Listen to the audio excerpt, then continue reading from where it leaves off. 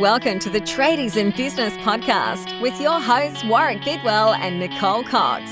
Divert your phone and grab a brew as Waz and Nic unpack tips, tales, secrets and stuff-ups from guests both inside and outside your trade, helping educate and inspire you to break the cycle of gut-busting and money stress and create a true trade business.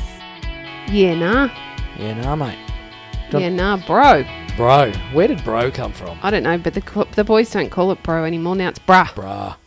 Bra It's came from... I'm sorry, is your friend a pair of boobs? Hello, it's an Effort Friday episode. Get an Effort Friday. Well, if it's an Effort Friday, that means we say it's a fucking Friday. I still feel a little weird about being the first one to say it. Ah, but you're happy once I break the seal. Thank you. Yeah. It seems unladylike, and you know I am a lady. Until you get wound up, and then they're just like every second word. Unless I'm driving. You're just dropping bombs. I do a good bomb drop. Yeah. Language is interesting, isn't it? It is interesting. And I was just going to say before you rudely cut me off that my understanding is that the whole bra thing, hey bra, actually originated in Australia at least. Sydney. Yes, southern Sydney, Cronulla. Bra boys. Sutherland, yeah. We love the bra boys. I don't want any to turn up on my doorstep and tell me I'm saying it wrong or anything, okay? So regardless, we love you guys. But I think the Yanks actually started it. No. Hey, brah. No. Yeah, it's Had to have California. No. SoCal. Our Sydney boys have got it. No, I reckon it was the Seppos.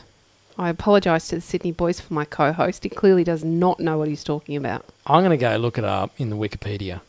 That's full of shit. So where should I get my information from then? Facebook. It's hard, isn't it? How do I know what's Who do you actually trust? truth? It's a bloody good question. That's a good Fact topic check. for an episode, isn't Actually, it? there's this really cool web-based app thing that you can fact check on. I don't know how correct it is either, but Yeah. it will find you the roots or the origin of whatever the story might be. Do you know what I'm talking about? Can you remember what it's called? Oh, the bogus, you check whether stories are bogus and stuff. Yeah. Yeah, I have used that before, but I can't remember what it's called. But, it's like, they found an alien in the Australian desert, and then you go to this site and it's like, it's bogus, and here's the proof that it's bogus. Yeah, it's somebody's obviously sitting in their dark, dreary room and searching Doing a lot inappropriate things. So, online.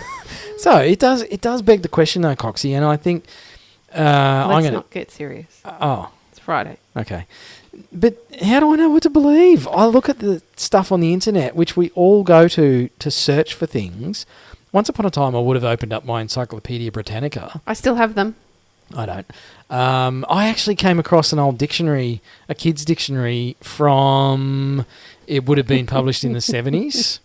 And it was really old by the time I got my hands on it. Oh, yeah, sure. And I sent it to my daughter, who happens to live in Tassie, and I don't yet. But it was a dictionary that I remember referring to as a kid, and had pictures, and it was about sort of 8 to 10-year-old reading level, and it was very common practice for me when I was wanting to know something is I had to go to the books that we had at home, and if the answer wasn't there, I had to go to the library. I had to wait till I went to the library to find out what the answer was. So I still go to the library, not to find out answers anymore. Now I go to check out books. But we were much the same. Or mum and dad knew everything. Well, they gave the perception that they did. No, they really knew everything. You haven't met my mother. She knows everything. But, yeah, I remember Dad saying, go look it up. Go look it up. And I am grateful for him actually instilling me with that inquiry, that nature of questioning things and going, Dad, what's that bird? And he's like, go and look it up. I bought you a bird book. Go figure it out. You're one of those kids. Yeah. With a bird book. I was a twitcher. And you didn't even know what that word was 6 months ago. I had to find it on Wikipedia. So you didn't believe me when I told you. I did not. You fact check Coxie. Hang on now. But this is the thing that I want to bring up is I think the internet has taught us all to be mistrustful. Which I'm not sure that's a bad thing. Is that where you're going with it? That it's a good thing or a bad thing? I don't think it's a bad thing. Well, good or bad, I think that's a personal judgment. And I don't like your judgments, Nicole, because you judge me all the time. Judgy McJudge. But where do we stop questioning? When do we actually get a piece of information and go, okay, cool, I'll run with that, versus, yeah, I don't know, I don't trust that because I don't trust anything anymore? Oh, far out. This turned into a really big question. I don't know that there's ever a time that you should trust a piece of information. I trust people around me to give me their versions of information, but that doesn't mean it's right for me. So I reckon our listeners have this problem all the time because people don't trust tradies anymore. And you know how much that breaks my heart. We could get very, very ranty. Because I ring a tradie and I say, hey, mate, I've got this weird noise in my car. To take the mechanical example, which is a horrible one, but we'll use it anyway. There's this weird squeaking sound. It's like, well, bring it down, we'll have a look at it, and we'll work out what's going on. I'm like, well, can't you just tell me over the phone? Because straight away, I'm thinking, yeah, righto, mate, I'll bring it down. You'll park it out the front for 3 hours, ring me, and say, look, mate, it's going to cost us $1,000 to diagnose the problem. Yes. And then it'll be a bill to fix it, depending on what we find. And in actual fact, we've got to replace the shock absorber fluid in your tyres. Right. And that's going to be $1,500. And I'd be saying, I'm sorry, there is none of that. You for a new doing that. gear shifter gas change. But you know what I mean? It's just, I do. It's created this scenario where people just straight away go, you must be telling porkies. But whose fault's that? It's the internet's fault. No. It's fucking Facebook. That's what it is. I'm going to break up with Facebook, even though that's where I spend most of my day playing with tradies. Business in Facebook. Well, you spend all day playing with tradies, right? I do. No wonder I can never get hold of you. But I seriously, just to take this off on a different tangent, if we're talking about non-trusting, I am over judgy people. I am over people sharing their judgmental opinions of others all over social media. And this year particularly, we have had just a flood of negativity. Now, I'm aware how ironic this is that I'm saying this. Because you're about to judge. Because I am judging those people judging. Judgy. But what I would actually like you all to do is just to be freaking kind. Why is it your business if somebody bought some toilet paper? Where do you get off calling them an idiot? Really? Do you know what's going on in their life? Do you know how they actually feel? Notice I'm being very quiet. Yes, maybe Warwick did it once or twice. Or where do you get off saying I haven't donated enough to the fire funds? Or, you know, I wasn't sympathetic enough when the floods came, or whatever it might be, regardless. Have I shared this story on the podcast about the time I got asked to move my motorcycle from a parking spot? No. Did I just share that with you privately? I think so. Classic example. Classic example, Coxie. Can I share that story? Yeah. You can anyway. I know. So I went and donated blood. And I happened to ride a motorcycle. I really like my motorcycle. And I decided to take my motorcycle out for a ride this day. And I donated blood. And then I thought, I'll stop off at the fish and chip shop on the way home. And I'll get some lovely fresh prawns to have for dinner. So I proceeded to park my motorcycle in a designated parking bay. There were no motorcycle parking spots in this little local shopping village thing. Parked my motorcycle and I was removing my gloves, and an older lady, probably, you know, she would have been older than 65 or 70. Oh, okay, so she's not my age. Not young at all. Well, that's not going to work if I call you older because I'm older than you. I was waiting for the punchline, see? No, I reckon she was in her 70s. She was getting into her very shiny Mercedes, parked next to me. That's judgy of you. And no, she was just getting into a very shiny Mercedes. I just noticed it was shiny because my bike was not. And and I paid very little attention to her other than stepping out of the way so she could get into her car and open the door, because the parking spaces are quite tight at this particular shopping centre. And she was just about in her car, and then she stopped and got back out again. And I thought, oh, hello, something's on. And she's looking at my bike and looked at me, still had my helmet on because I hadn't taken it off yet. And she said, oh, excuse me. And I thought, oh, she's going to let me know something, right? Mm-hmm. She said, would you mind moving your motorcycle, your motorbike? I said, sorry? Is something wrong with it? And she said, no, but you're taking up a whole parking space. Oh. And I said, I'm actually supposed to park in parking spaces.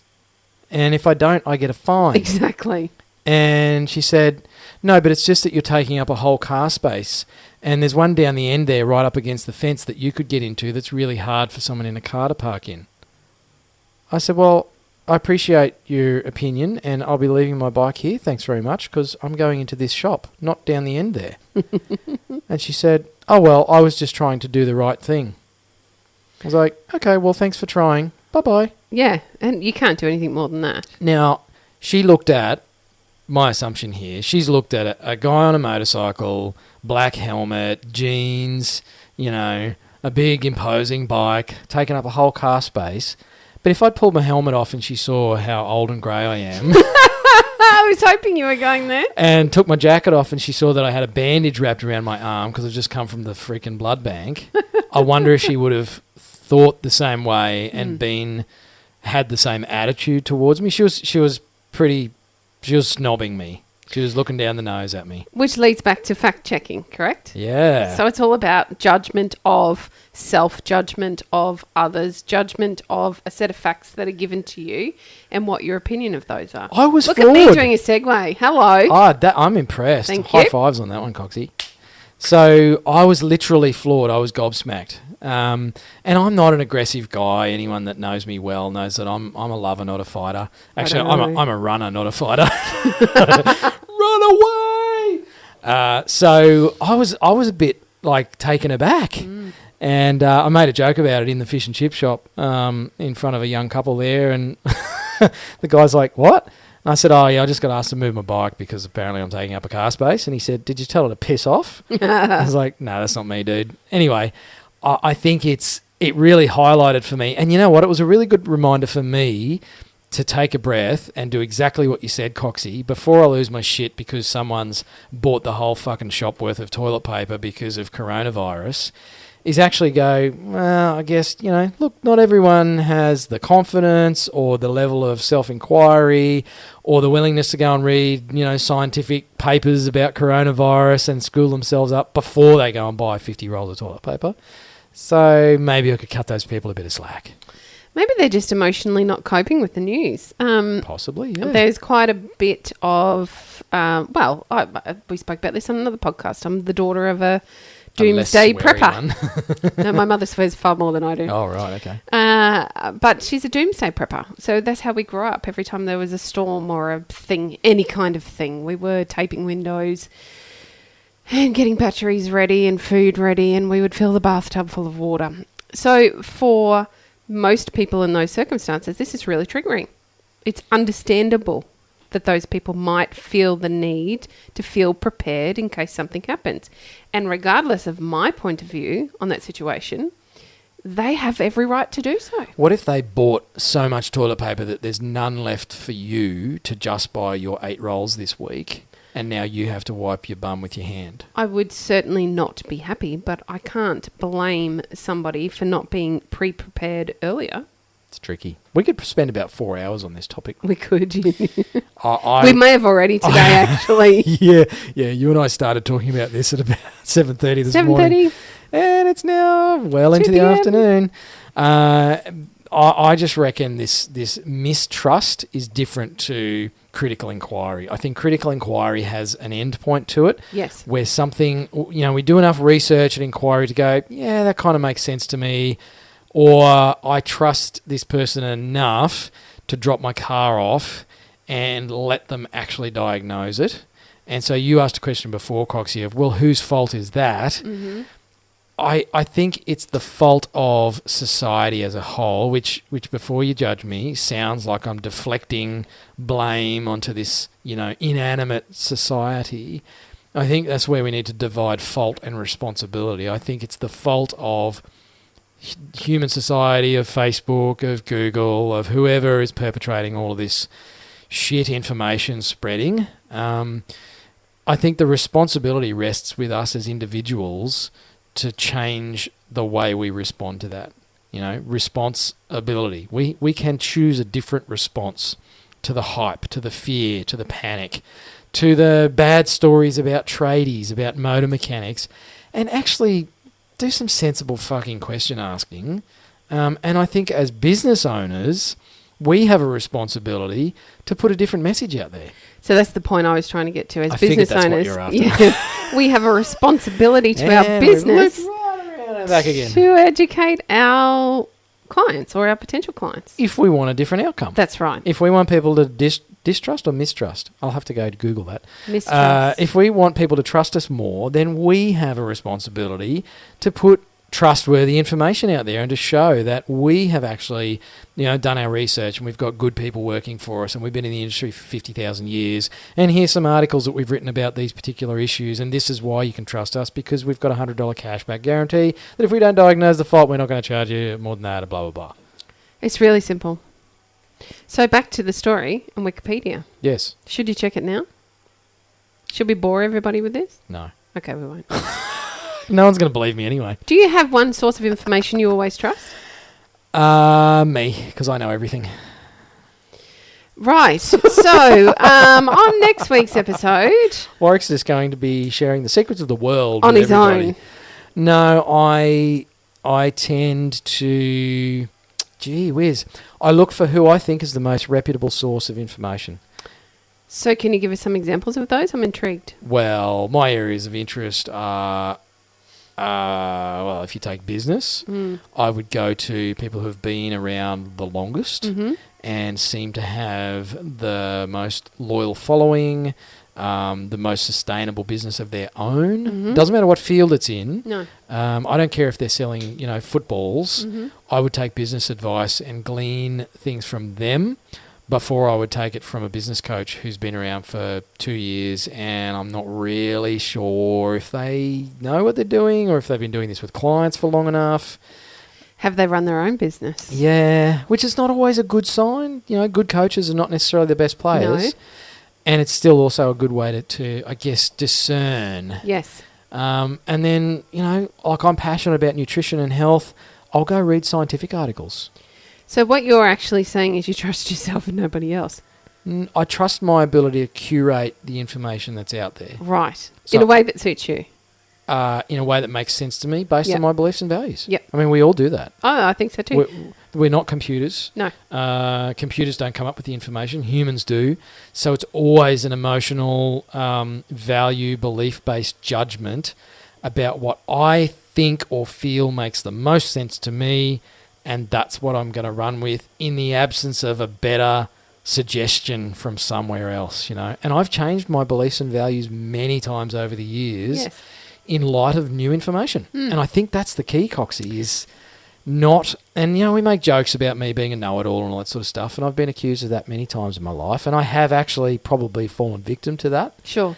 And nowadays, my mantra is I'm always learning. I'm always looking, even around something as freaking dogmatic and polarizing as nutrition and religion. You look at nutrition, actually, I think nutrition is a religion these days. But I'm still reading stuff about areas of nutrition that I don't believe are best for me. I will still listen to commentators and experts in those areas just in case I miss something. Maybe there's a different take on it. I'm not going to pour over all of it because I obviously have a particular belief set. But I think that's the key, is always be open. You should always be open, listeners. That's what we're getting to. And we're always open for business. So that was terrible. Boom, bam. But yeah, tell us what you think. This was a bit of a philosophy Fuck It Friday combo mashup. Again, sorry, Oliver.